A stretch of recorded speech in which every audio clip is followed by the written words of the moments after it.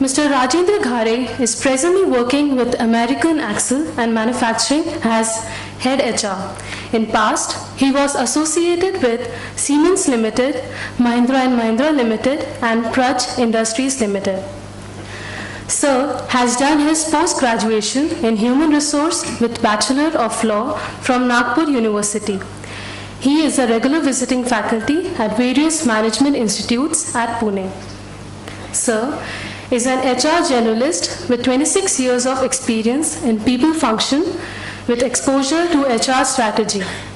He has hands-on experience of designing and implementing some of the best HR process and interventions while working with multinational as well as reputed Indian conglomerates. He has a well-rounded experience spanning talent acquisition, performance management system with linkage to performance and potential, including potential forecast, competency mapping, career advancement, and succession planning.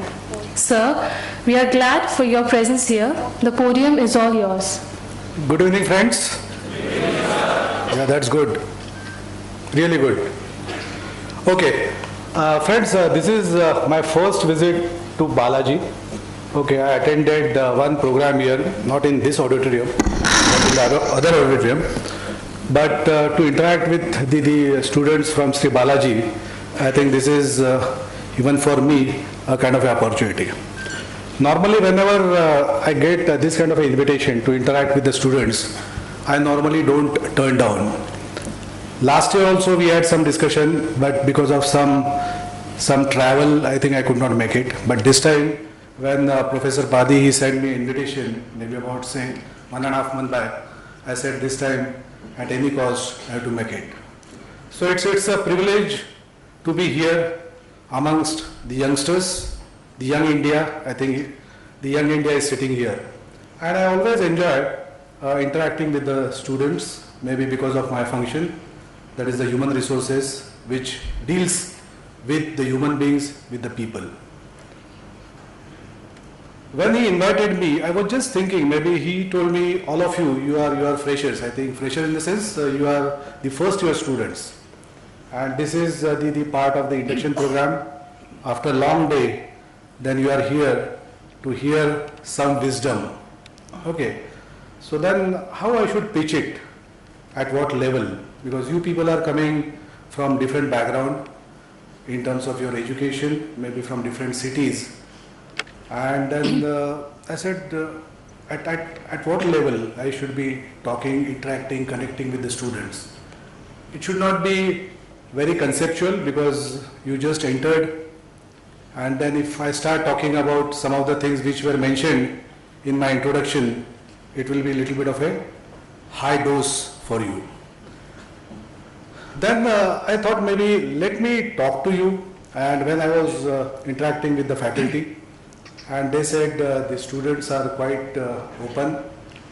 Many times they ask the questions, because that was another concern, like when a group like 800, 900 students, when they are sitting, then there is a chance that it becomes a kind of a monologue.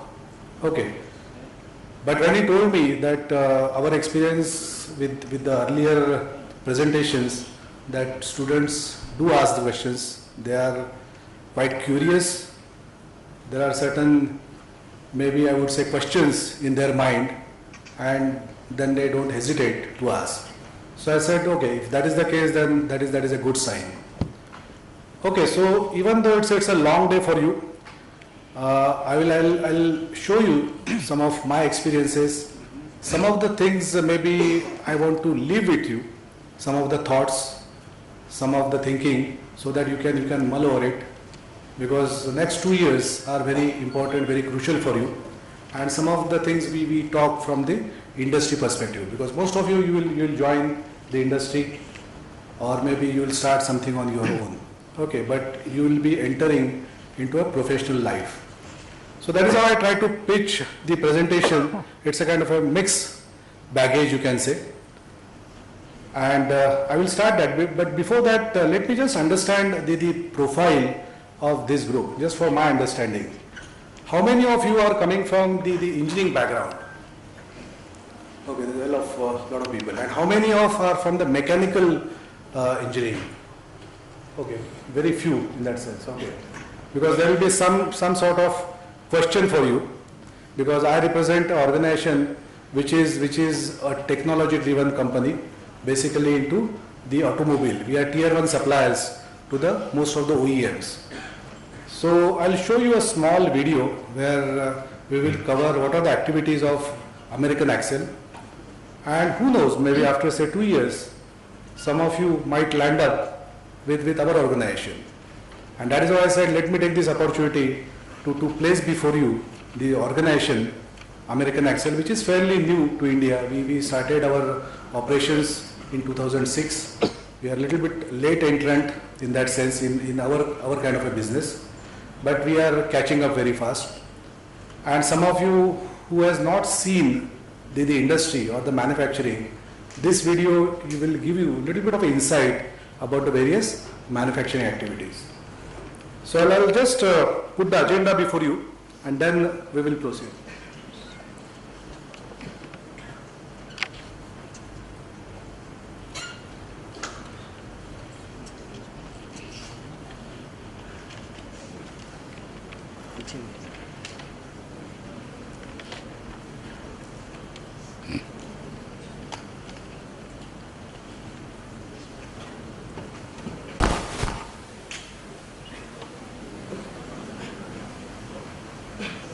You can read this?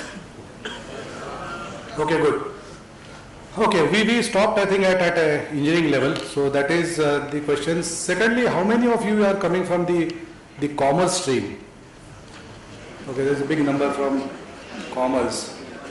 You are raising both the hands? Then how many of you are from the science stream? Okay. And the arts, Bachelor of Arts, very few. How many of you are having some sort of experience, maybe a year, 2, 3? Okay, so there are some people who are coming with the industry experience, so they will be able to relate, I think, something with the industry when we are talking. Okay, good. I got a fairly good idea about the group, which is in a big number.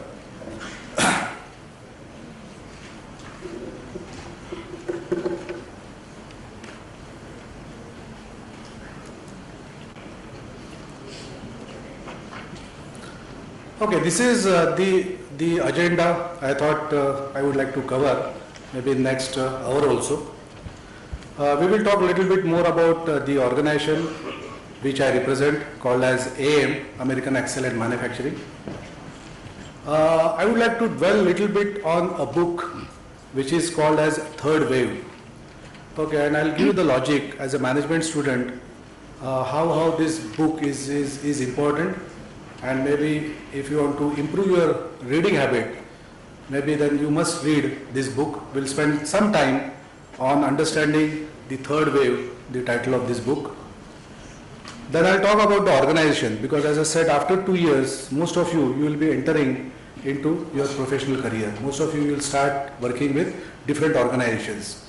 So let us talk a little bit about the organization per se. Then I want to spend some time where I will also involve you, which is called as a displacement phenomena. Okay, the old player makes a place for the new player. So we'll talk about a little bit more from the organization perspective.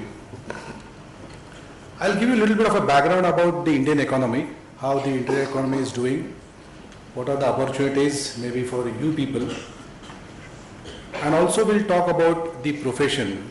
That is how we claim we are professionals. Okay, after getting the MBA degree, then you start calling yourself as a professional person. Okay, what is a professional? Okay, what is expected from a professional, and what are the good qualities that you need to learn if you want to become a good professional in your working career. And also I'll give you a little bit of some of the tips based on my experience, that if you want to become a true professional in your career, then what are some of the habits or the qualities that you need to work on that so that you become a professional person. And also I'll spend a little bit of a time on communication skill, because this is one area, and I know your institute is also taking a lot of efforts, or will take a lot of efforts in terms of the communication skill, because that is the skill which is at most important from the industry point of view and also from your career point of view. So this is the broad agenda I thought I'll talk, which cover bit and pieces, but then you will get a fairly good idea about the various aspects of the industry. Is it okay? Okay, good.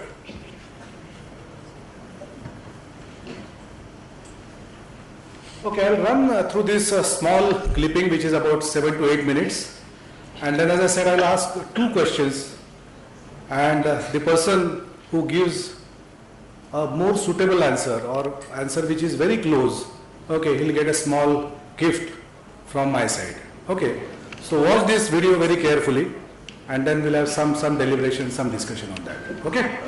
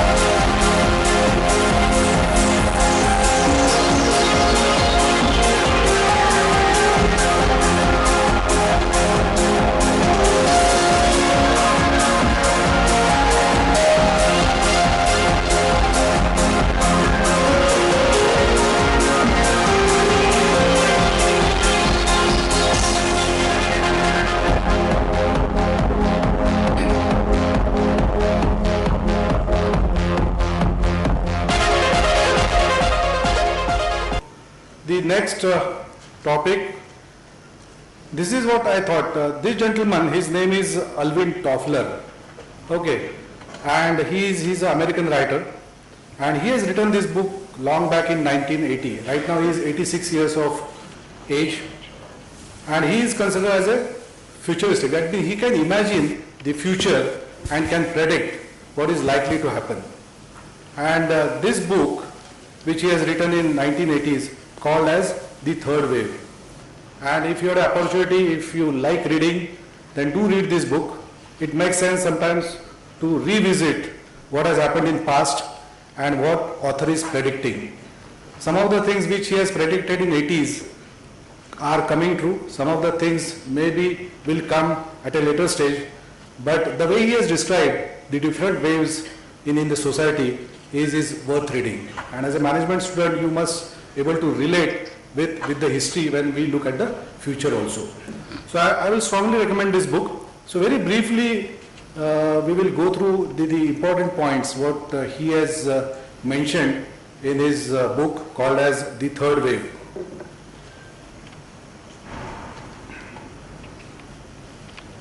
Okay, Alvin Toffler in his book, he says, he has described the different types of societies, and broadly he has defined the first wave, second wave and third wave. That was his thinking. And he says every society at the end of the era has pushed to the next society. So first wave, when it was coming to an end, it pushed the second wave, and when the second wave was coming to an end, it pushed the third wave. So very briefly, let us see which are the first two waves he is talking, and then we will talk about the third wave. So before coming to the third wave, he says there are two great waves which are change in the society, in the human race.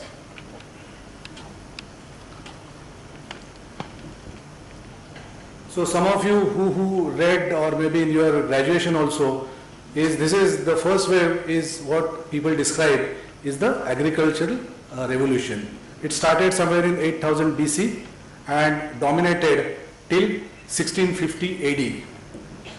Okay, during this phase, which was pretty long period, maybe thousands of years, the people started transiting from nomadic hunting and wandering to settling down in the villages. They started creating a kind of a social fabric, and that is how the societies started setting in.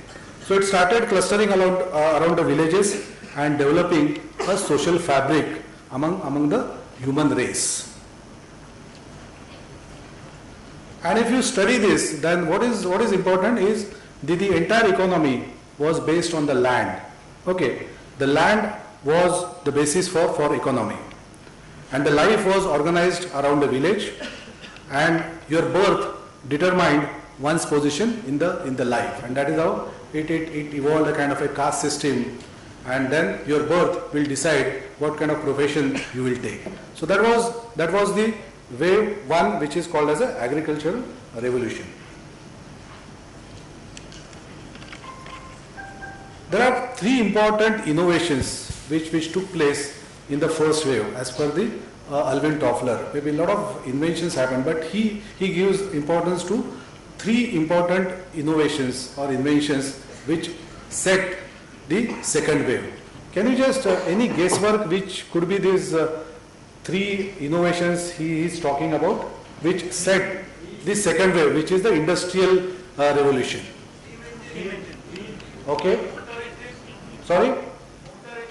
Yeah, so the engine, steam engine, the motor engine, yeah, any guess? Wheel, okay. Sorry? Okay, wheel, gear, all the mechanical parts, but he is talking about the major thing which has changed the outlook of the society. Electricity, okay? Sorry? Barter system, okay. Okay, good. So some of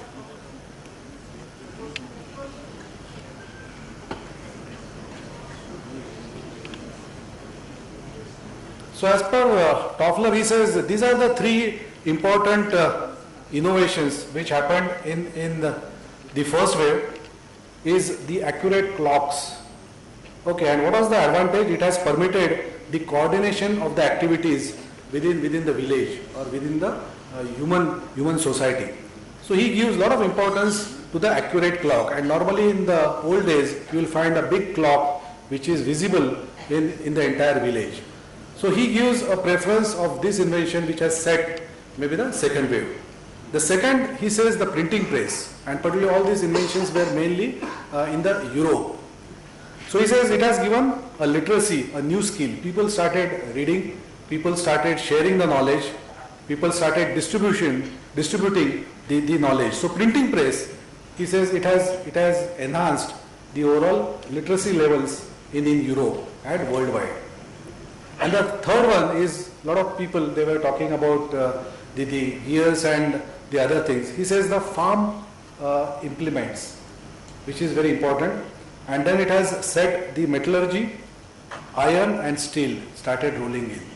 So a lot of farm implements were designed in the first wave. And these are the three inventions as per Alvin Toffler. You might differ or you may add also, but he feels that these are the three major inventions which has set the tone for the next wave, that is the Industrial Revolution. So let us look at the second wave. So the second wave was short. It lasted for about say 300 years, started in 1650 and it continued up to 1950. Okay, basically the salient feature of this wave is the human race started digging the oil, gas and coal, and the entire industrial revolution was depending on these three factors. So the human race started digging the earth to extract and then support the industry. So the coal, gas and oil is very important in the second wave.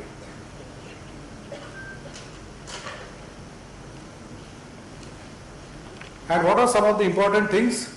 It was all about mass in the second wave. Whatever you produce, you manufacture, it is on the mass scale.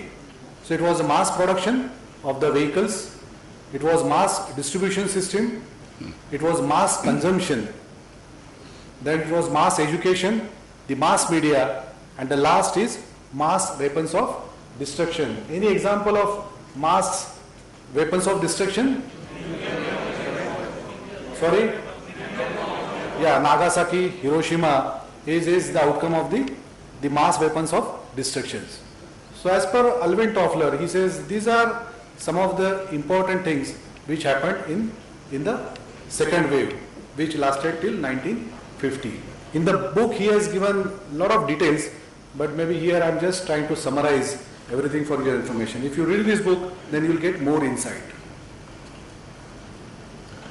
Now let us move to the third wave, which is the 21st century. All of us, we are witnessing this wave.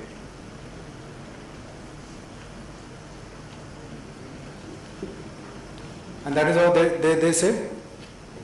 It's a muscle of information driven by the information technology. The technology is crucial in our life. And what are the co-drivers of this age, of the 21st century?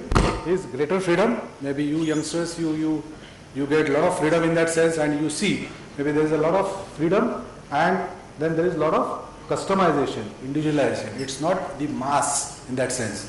Whatever you want, maybe it can be customized by the producer and can be delivered to you. So the drivers of this is greater freedom and the individualization.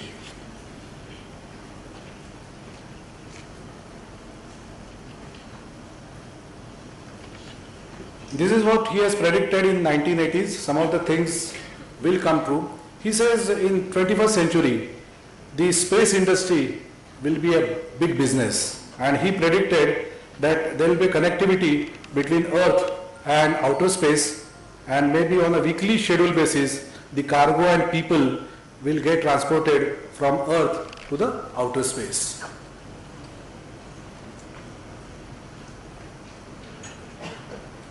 The second thing what he has predicted is in the second wave, people started digging. He says in 21st century, the human race will start pushing into the sea.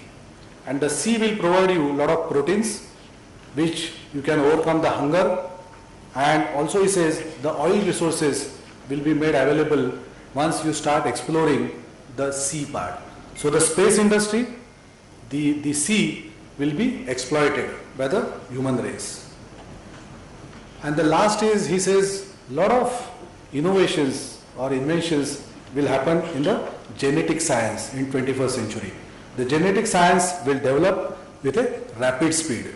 So these are his predictions in 1980s. Some of the things are coming true, some of the things may take some time, but this is how he said these are the three areas where the human race will contribute. So this is all about Alvin Toffler, and do read this book. I said let me just present this before you so that you get a kind of a perspective of three different human societies which were in existence in past. I think a lot of answers which are very close. So let us try to capture in a very structured manner. Most of you are right. Okay, this could be a very simple definition when we talk about organization. Organization is a social entity, okay, made up of people and their relationship with one another.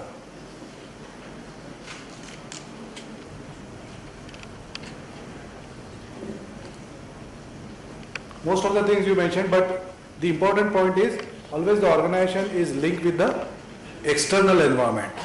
Organization cannot be inward looking. You cannot have an organization which is working for organization itself. The organization is constantly interacting with the outside environment.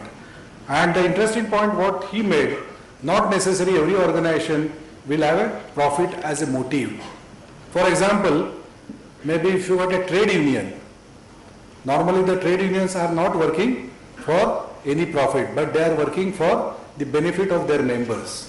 So profit making may not be a prime motive. For example, a lot of NGOs are also organizations. They don't work for profit. They work for the society at large.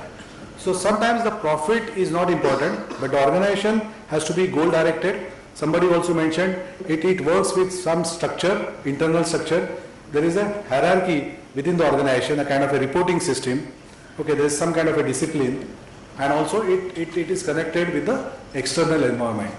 So if you find all these aspects, then whether it is an educational institute, whether it is an industry, or whether it is a BPO or NGO, it comes under the definition of organization. Okay?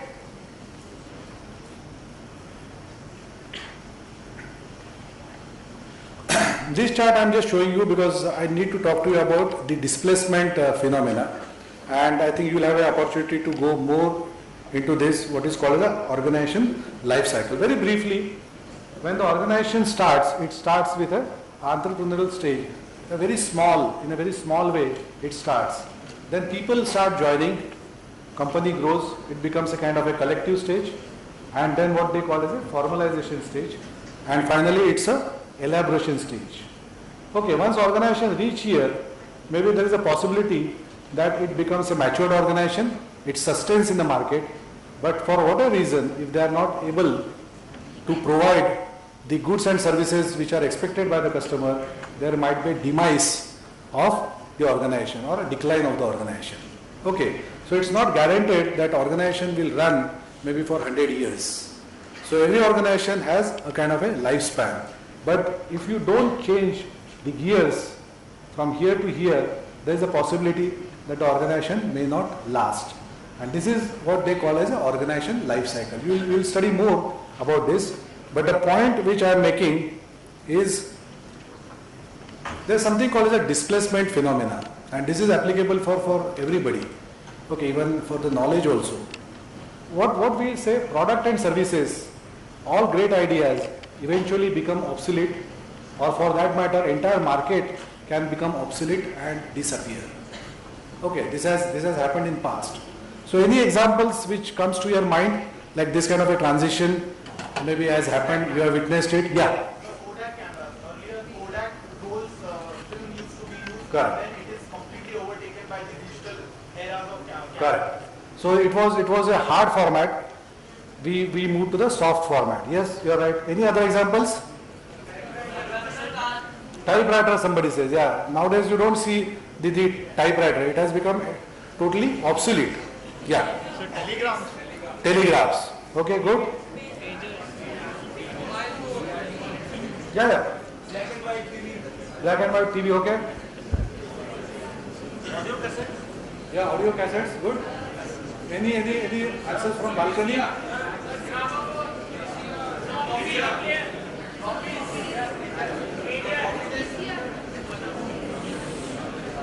Okay, friend, this is what I listed for you.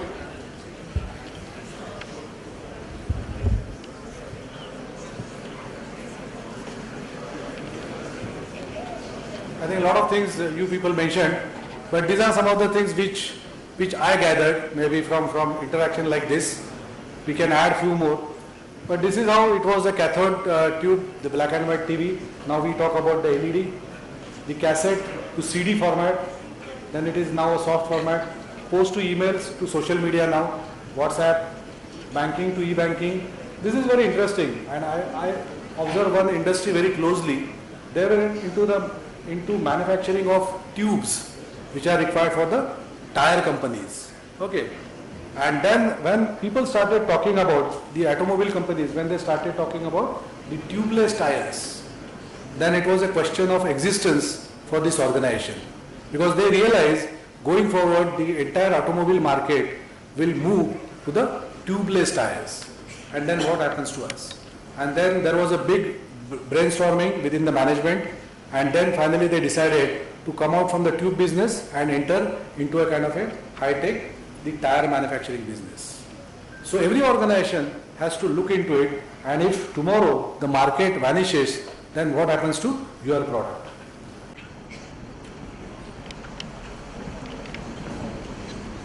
Okay, so this is the old player. If you take consumer electronics, which was dominated by Philips, Sony, but now if you see the new players, it's no more Philips or Sony, it's LG and Samsung.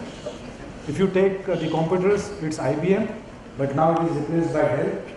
The famous example is Infosys, is not at number 1, maybe at number 4 or 5. The Accenture has become the number 1 in IT. The internet is Yahoo, Google. The passenger car, Tata, Maruti. Now it's all about the Hyundai and the Hondas. I got some more examples. Maybe you want to add something in the next slide. Any other name of the company or any other product which comes to your mind where the old player is replaced by the new player? Yeah. The mobile is Nokia, Samsung. Output Facebook, yes. Pharma, okay. But which company has replaced for Galaxy?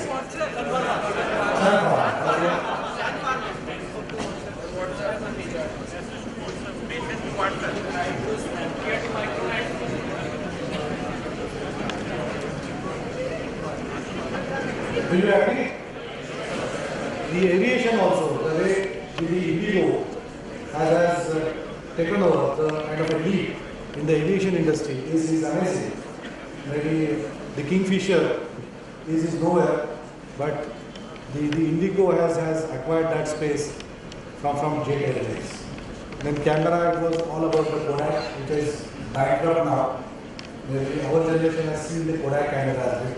Maybe your generation is all about the Canon and Nikons. And mobile is a great example. Nokia is nowhere. Maybe Samsung has dominated the market. So as a working professional, it is always a challenge that maybe how you can contribute to your organization so that it doesn't come as an old player. This is the challenge for the managements to continue to revive their plans, come up with different products, different services, give a kind of ear to the customers what they want, and based on that, maybe you should come up with your products. And this is happening very frequently. The new players are coming in, and the old players have to vacate their position for the new players. So this is how in the industry we call it a displacement phenomena, and I think when you start your course, you will get more learning about our organizational life cycle and little more on this also. Any questions on this, or any thoughts, any additions which may not be covered? Because then if you do some inputs, I can add for my next presentation.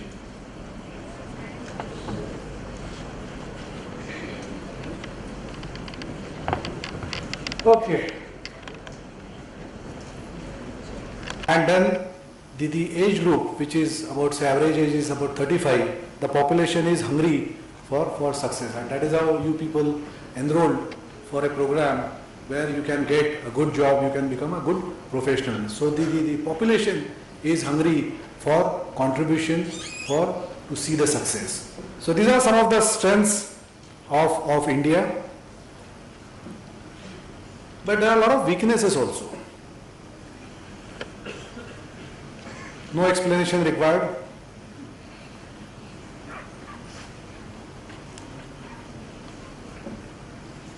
So these are some of the weaknesses for Indians, and many times that is a kind of a paradox. One sided you can see a person is sitting in auto using his laptop, but maybe still you find this kind of pictures on the streets. This is a photograph which is taken on Jaipur. This is Jaipur, maybe a few years back, but I don't think the situation has changed. So it's a kind of a paradox. There is a lot of strength. At the same time, we need to overcome a lot of weaknesses if we really want to become a kind of a developed country.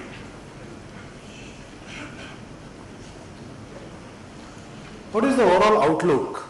Okay, and that is how India is compared with China, Russia, Brazil, and Mexico. Okay, these are the countries which are developing. They are competing. And what is the advantage for India? Maybe if we have to become a developed country, then all said and done, the cost-effective and labor-intensive economy. There is a huge population which is available, and still, as compared to US or maybe some of the European countries, our costs are fairly effective when we compare our salaries with the US in their dollars. India is greatly benefited from the outsourcing from the developed countries, because their wages are going up and they are outsourcing a lot of activities to India, which has benefited the India, and there is a strong manufacturing base. If you see the overall India, then all said and done we have got a lot of small scale, medium scale, and large scale companies. So the advantage for India is a very strong manufacturing base or manufacturing hub, and that is why in the next coming budget the Modi government is trying to give more support to the manufacturing, so that the manufacturing sector grows, then it will benefit the India. How the economy has grown in last few years, some of these numbers you might be knowing.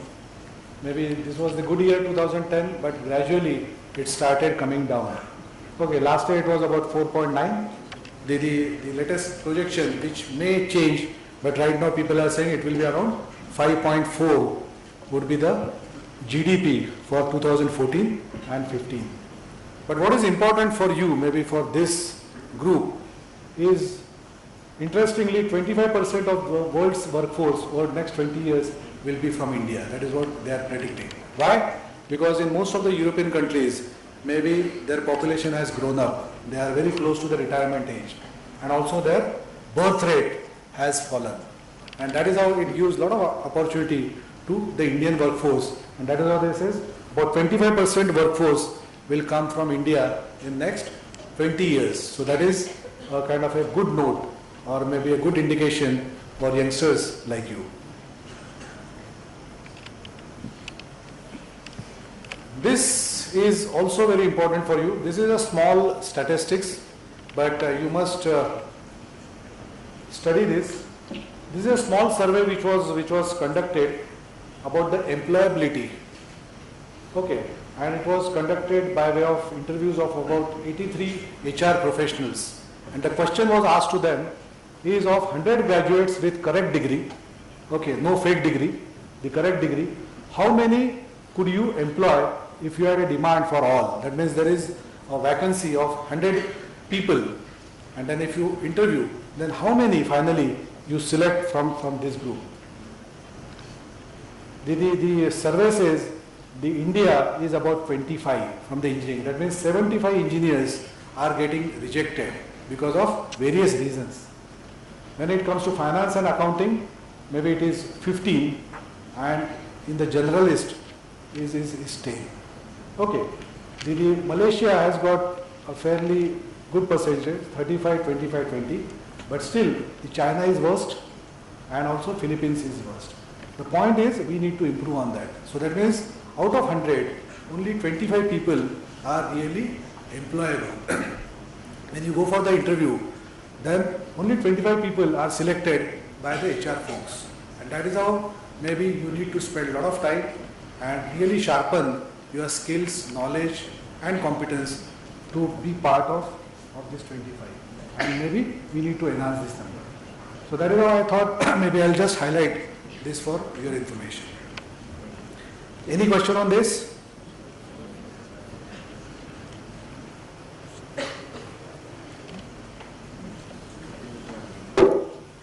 Okay. What is profession? Okay. Like we defined the organization. So very quickly let us spend some time on profession. We say we are professionals. I am into this profession. So what is the meaning of profession? Yeah. Profession is getting a specialized knowledge in a certain field. Okay, good. It can be a lawyer, doctor, Okay, we'll come to that. Profession is but basically it is a specialized knowledge in a certain field. in certain field. Okay, good. Any other perspective? So what you regularly practice on a regular basis, that's profession. That becomes a profession. Okay.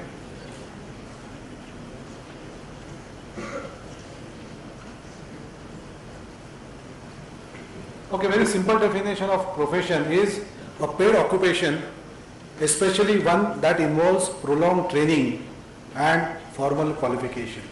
Okay, you cannot call yourself as a professional unless you are trained and also you got a formal qualification, and that is how you people are enrolled for the MBA program to have a formal qualification that you will get after 2 years.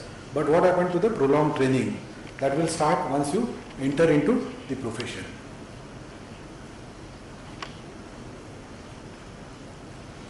Have you heard this name, Subrato Bakshi?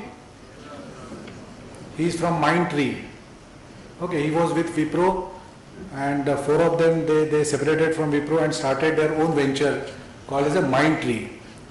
Okay, so he has shared his views about the profession. He says profession is nothing short of a religion, and the capacity to serve is indeed a blessing of life. So that kind of importance the person like Subrato Bakshi gives to the profession.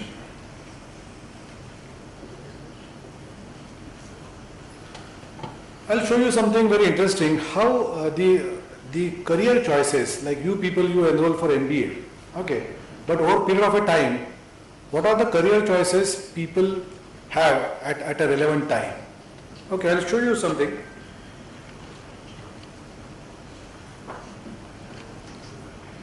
If we go back to 1960s, okay, which are the popular professions? Is lawyer, attorney, or judiciary. If you see any good old movie, okay, you will get a reference of this profession. Okay.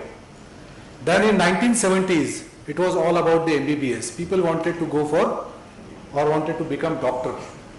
In 75 is the engineering from IIT, not from any other engineering, but from IIT and migrating to US. And that is a very peculiar word people used to use that time after 1975. What was that?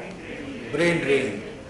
Okay, so all these youngsters, they wanted to graduate from all these IITs and want to secure a job in US. That was a trend in 1975. What was the trend in 1980s? It was all about IS, IPS, the CA, ICW and banking sector started attracting the youngsters.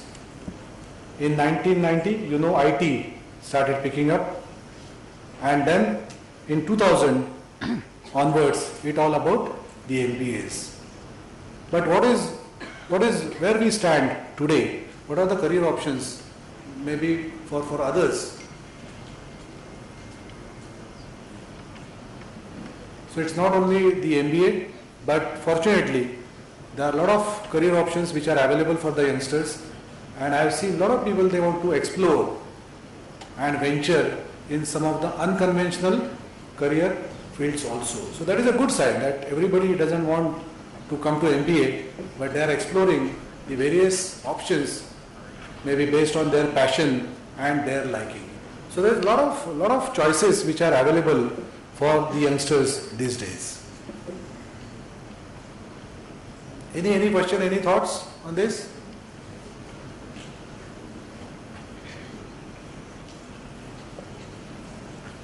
Okay, so this is how, when I was talking to Professor Pari, he says, give some inputs about the entry to the professional life, because all these youngsters, they will be entering, and maybe what are the do's, do nots, what they should be learning in next 2 years. So these are some of the thoughts. When you complete your second year, then normally you will appear for the campus recruitment or campus hiring program. Broadly, there is something called as an aptitude test. Most of the organizations they conduct. Why they conduct the aptitude test is basically they want to see some of the qualities like problem solving or logical thinking, and this they try to judge to the aptitude test. So normally it starts with some kind of a psychometric test.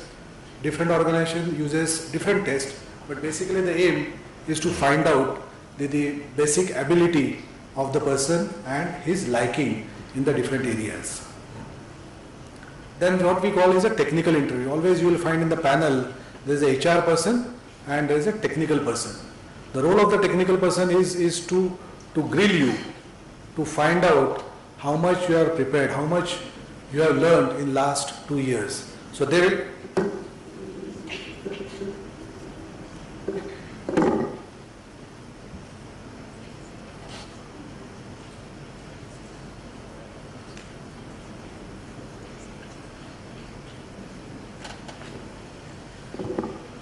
so they will try to find out the fundamentals, the basic knowledge about your program, about your learning. Then they conduct a group discussion. Okay, the group discussion is nothing but to judge the soft skills, the skills like communication skill, the conflict management, how you relate within the group, whether you are a person who prefers to work alone or you prefer to work in a group. So some of the things these people they keep observing and they will draw their own conclusions. And then there is finally the HR interview. The HR person role is not to conduct or see your technical knowledge, but he tried to find out whether there is a good fit between that individual and the culture of the organization. What are his basic values, principles, and then they try to figure out whether this person could be a good fit for our kind of an organization or maybe for some other organization. So that is how broadly the format is. There are a lot of tests, group discussion, the technical interview, the HR interview, and some sort of the aptitude test.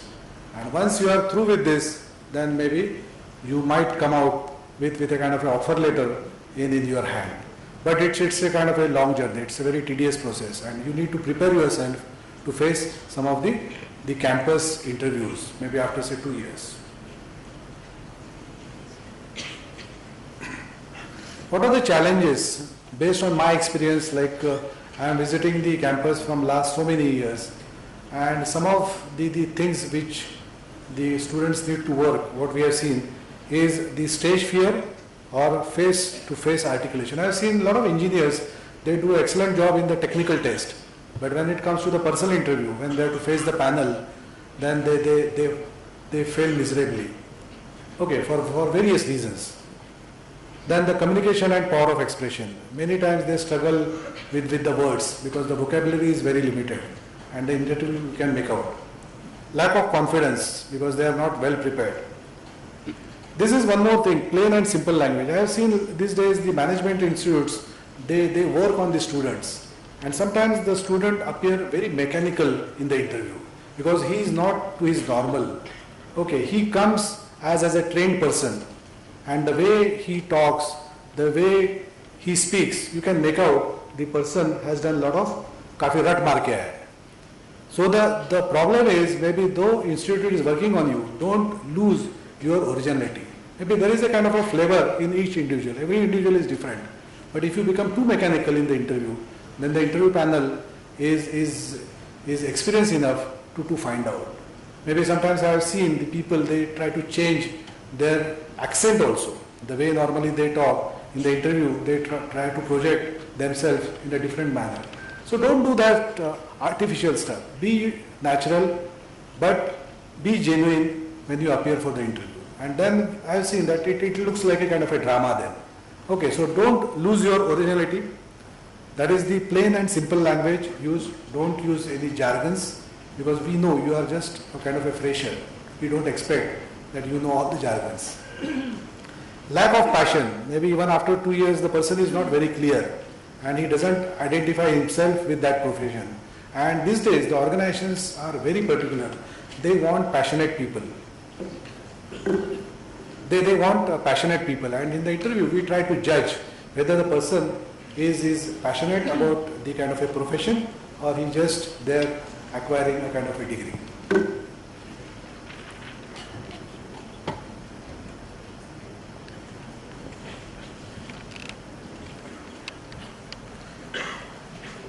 Okay, I think I need to speed up. My laptop is getting a kind of a fatigue, it looks like.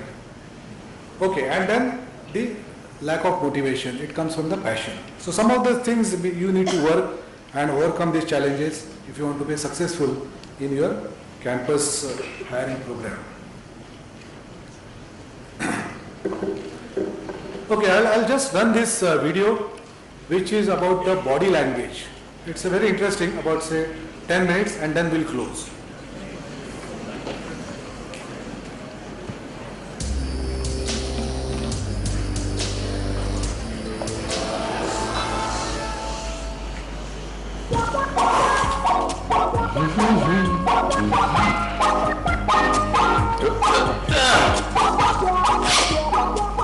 So, you're off to your job interview.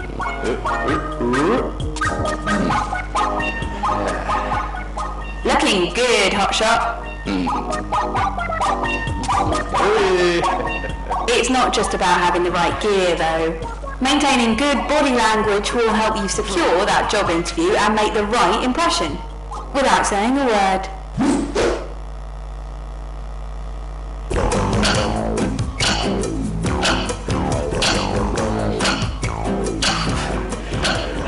You're not hungover, you're wearing tidy attire, and you've made the effort to polish your shoes.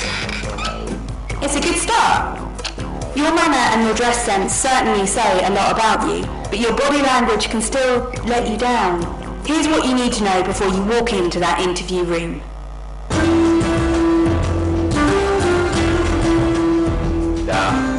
It's always difficult greeting someone for the first time.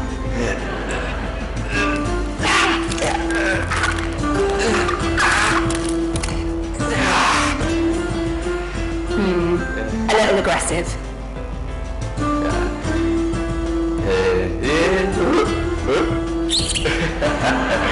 Your interviewer knows you want the job, so don't astound them with an overconfident gesture.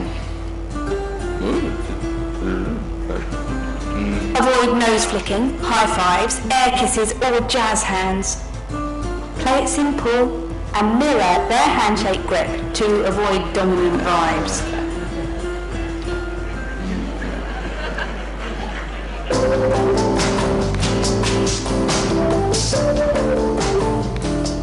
The interviewer will show you to your chair. This is the all-important hot seat, and the way you sit conveys a lot of information.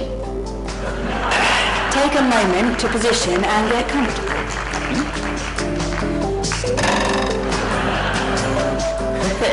But not too comfortable.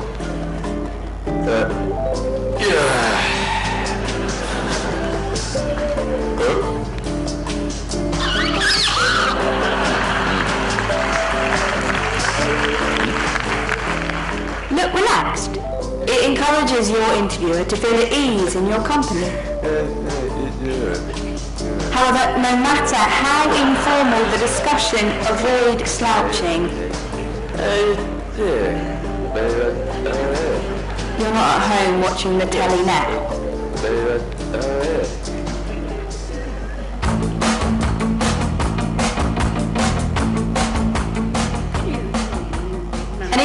is not the time to come over all shy and retiring.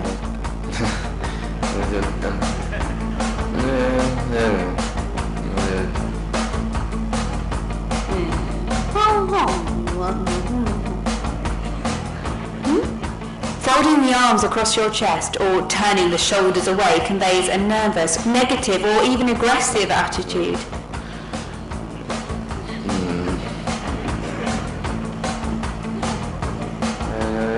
That's it. Use your upper torso to define an open and honest attitude.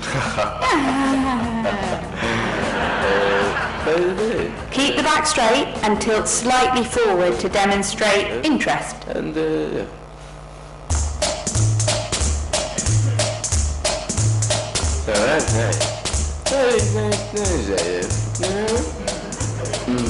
Children cover their mouths when they're telling lies.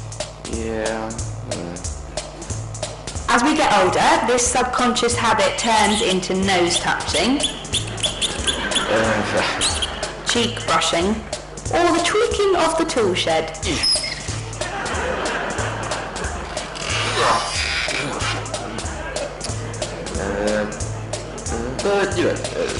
If you're stroking the nose, caressing sideburns or chin scratching, these actions can make your interviewer feel suspicious.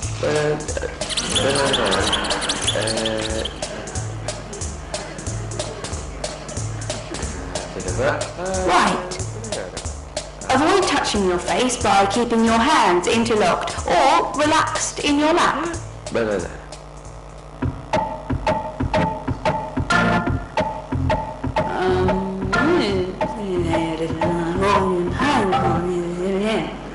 It's important to concentrate during your interview.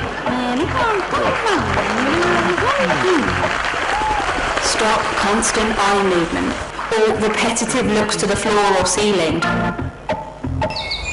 By moving the eyes around the room, you risk looking devious, apprehensive, or just plain bored. Well, I'm going to tell you give your interviewer your full attention. Look and listen.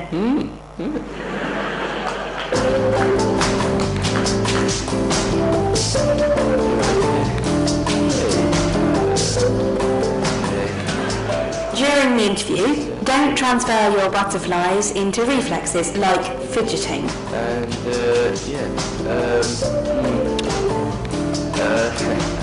Watching your legs perform a neat rendition of river dance under the table is one distraction the interviewer doesn't need.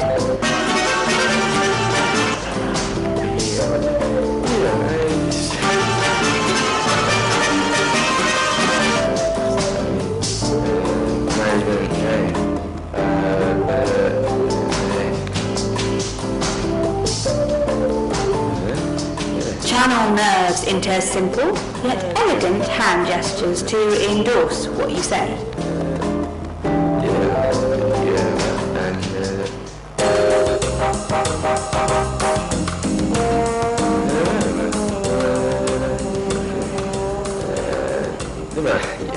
Yes, that's a nice tie.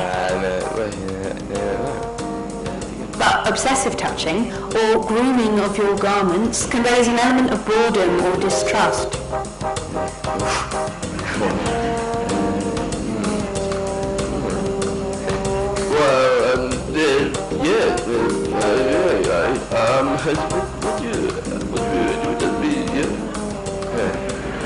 Even if you're certain there's a speck on your clothes, leave it alone.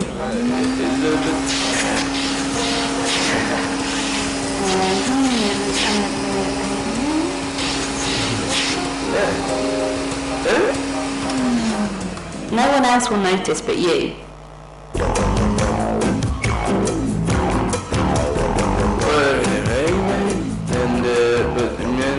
Keep your eye contact true and steady. But remember to blink. An interview can be intense, so avoid adopting a serial killer stare. Instead, create an imaginary triangle on your interviewer's face and look within that zone. Try not to drop your gaze below the triangle though. Any further south and things start to get a little intimate.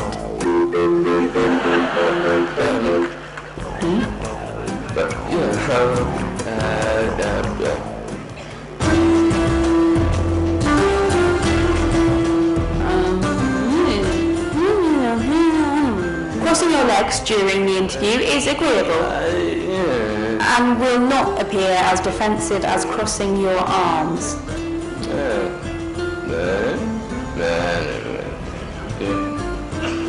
It's useful if you point to the interviewer with your knees or your feet.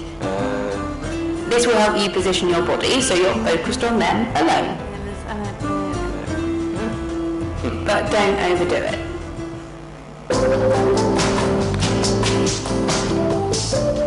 Being physically expressive as you speak shows confidence in what you're saying.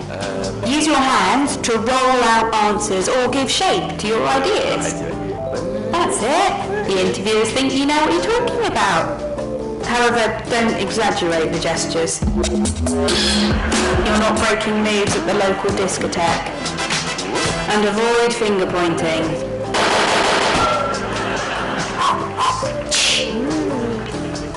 Instead, motion with your hands palm up, as this signifies an offering gesture.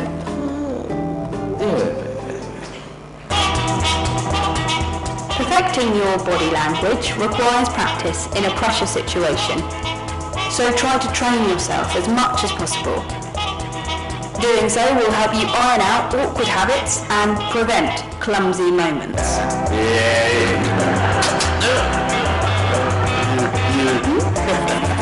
Love it. Great of you guys. Cheers.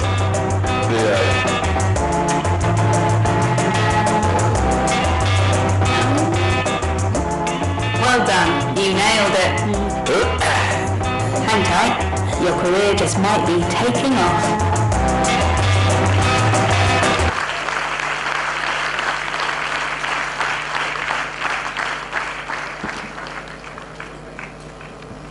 From my side, any questions? We'll take, otherwise we'll close the session. Okay, thank you.